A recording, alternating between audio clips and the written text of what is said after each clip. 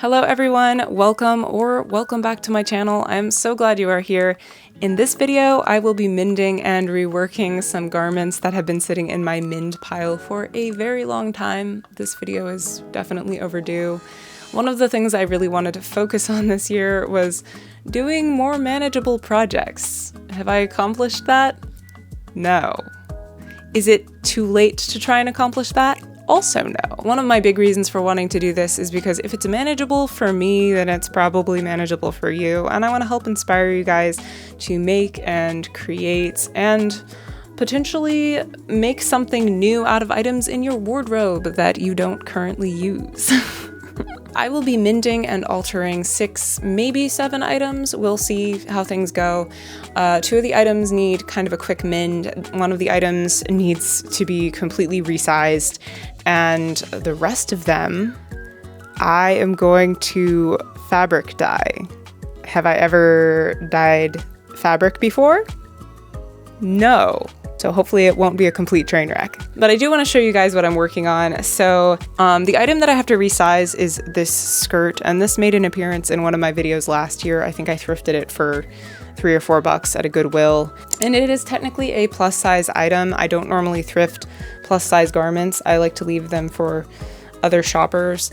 I justified this purchase because I already had the matching top. And the second reason was because I am tall. I'm about 5'9", and most mini skirts that I find at the thrift store are way too short for me. But this mini skirt, however, I already knew would be just long enough if I alter the waist. So that's what I'll be doing today. I'm going to attempt to dye 4 different items, but I'm definitely starting with this one. And this made an appearance in one of my more recent thrift videos. And in that video, I mentioned that I purchased this thinking that it was more of a forest green. I don't know why I thought that. I thought maybe the photo was taken in yellow lighting. Turns out it's actually this color. And I hate it.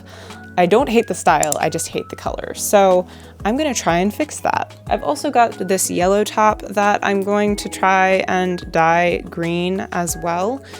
I don't mind yellow. I think it's a really pretty color, but I don't think it looks good on me. And I really like this style of top. So I'm gonna get experimental and try and see if I can't turn this into something that I would want to wear on the regular. And the last 2 items I'm thinking about dyeing are these. They're both about the same color. One is a dress and one is a top.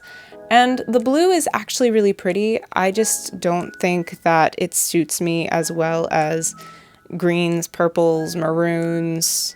Those are the colors that I personally gravitate towards. I'm super excited about these projects. I've been wanting to try my hand at dyeing fabric for a while now, so I really hope it goes well. Let's get started. So I figured I'd get started with the skirt, and can I just say I love this print. It's just so fun.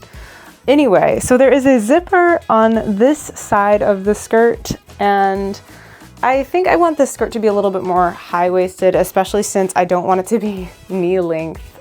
I don't like knee length things very much, but since I am taller, it's nice to have it at least a little bit past my fingertips. As you can see, there's going to be quite a bit of excess fabric on this side. I think what I'm gonna do is pin this right here and try and get these sides to line up. I think this is about where I want the waist to sit. So I'm going to tighten the waistband just a little bit. Well, actually I shouldn't do that. I just realized I shouldn't tighten the waistband too much because I need a little bit of seam allowance so that when I sew the skirt shut, there's about ½ inch on the inside. Okay, now I kind of know where I need to cut. Let's do this. To cut the excess fabric off of my skirt, I laid everything out on my art room floor.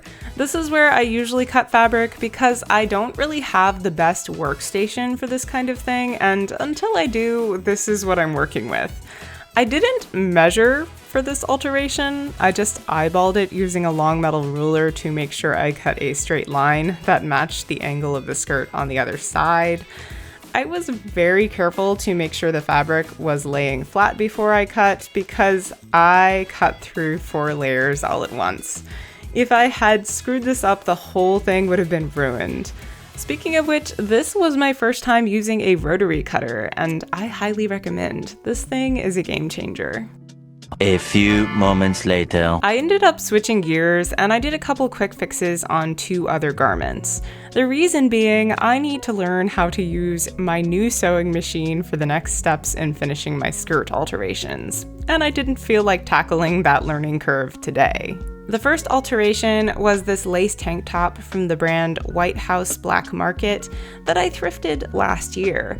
The condition of the top was basically new in that it looks like it has never been worn and there isn't any wear on the fabric, but the minute I got it home and tried it on, the strap broke. This isn't the most exciting alteration, but I'm sharing it anyway because it was a small fix and win for the day. Same thing with this next project, just a couple quick repairs on the strap of this black maxi dress from Forever 21, as well as a spot on the neckline where the lining had come loose from the outer part of the garment. I'm not a professional seamstress, so some of my methods are probably not super clean looking, but hey, it gets the job done, and at least I can wear these previously damaged items. Day 2. I decided to start the clothing dye process, and I made sure I had all my supplies lined up and ready to go. I used the stovetop method of dyeing, and I purchased a 12-quart stainless steel pot for this project and other projects in the future. I didn't want to use chemical dyes in my nice cookware for obvious reasons. If you want to dye clothing using this method, I highly recommend just buying a pot for this express purpose. I bought this one from Walmart and I think it was only like $12. For this first step, I think I might have to do these in 2 separate batches, mostly because this one, I think the color would bleed onto these if I try and put them all into the same pot together. So we're gonna see how this goes. As I mentioned earlier in the video, this is my first time dyeing fabrics, so it's gonna be a journey. I was dyeing cotton and rayon fabric, so I just followed the instructions on the RIT dye bottle, and this method requires the use of salt and dish soap.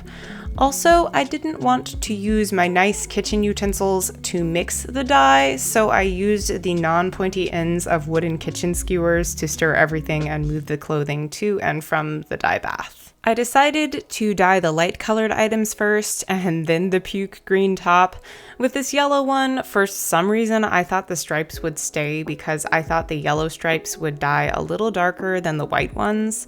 Maybe this would have happened if I had been using a much more diluted amount of dye, but this was not the case. I do like the end result of this one, it's just different than what I was expecting. Also, if you are dyeing a cotton garment that has synthetic fiber stitching, the stitching will probably be very visible afterwards because it won't hold the dye like the natural fiber will. That happened with this stripy yellow top and also the Free People puke green top. It doesn't bother me, I didn't have an issue with it, I just thought I'd let you guys know if this is a type of project that you would want to attempt in the future. I'd also like to mention that if you are dyeing multiple items, the first will most likely be darker than the ones following it. At least that was my experience with this process. The bath becomes more diluted as you work with it, but your colors may also vary depending on the kind of fabric that each garment is made of and how long you let each item soak. I also want to show you guys, I thought this was really interesting how these 3 different tops dyed in different shades. So one of the things on the instructions had mentioned that sometimes the colors will vary depending on the type of fabric. This first one that I put in the dye is 100% cotton. The second one is rayon. And the third one is supposed to be 100% cotton, but honestly, I don't think it is because, well, firstly, it's from Shein, and I think Shein lies about their fabric quality. If that was 100% cotton, you guys know this would probably be holding the dye a lot more effectively, kind of like this one. I'm okay with it. I think it's gonna be a really, really pretty color. I just think it's interesting how you've got these different shades each time around, and maybe that's also because of the temperature of the dye bath when I put them in. That could also play a role as well. This whole dyeing process took a long time. I let each garment soak for at least 30 minutes because I wanted darker shades of green for each one. I also made the mistake of soaking them in the dye fixative before dyeing them, and I wasted time and half a bottle of fixative because I misunderstood the instructions. So yeah, the fixative is meant to be applied to the clothing after it's been dyed, not before. It is now midnight, and the last garment is finally being dyed, and this one was kind of interesting. I put it in the dye bath and it didn't change color like the others did, so I just went ahead and added the rest of the dye, and so far it seems to be working. So fingers crossed that I didn't just waste half a container of dye. I hope that I'm done soon because I want to go to bed. Day 3. My goal on this day was to finish my skirt because at this point I'd already made alterations to my other items. This was a simple task. I just pinned right sides of the skirt together and sewed along the edge, leaving a 1/2 inch seam allowance. I just want to show you guys real quick. I took my rotary cutter and trimmed a little bit off of my seam allowance. I'm going to use my machine to do kind of almost a serge stitch along this to just reinforce it and keep it from fraying. I don't own a serger, but my machine does kind of copy that kind of stitch. So I'm gonna give that a try and we will see how it goes.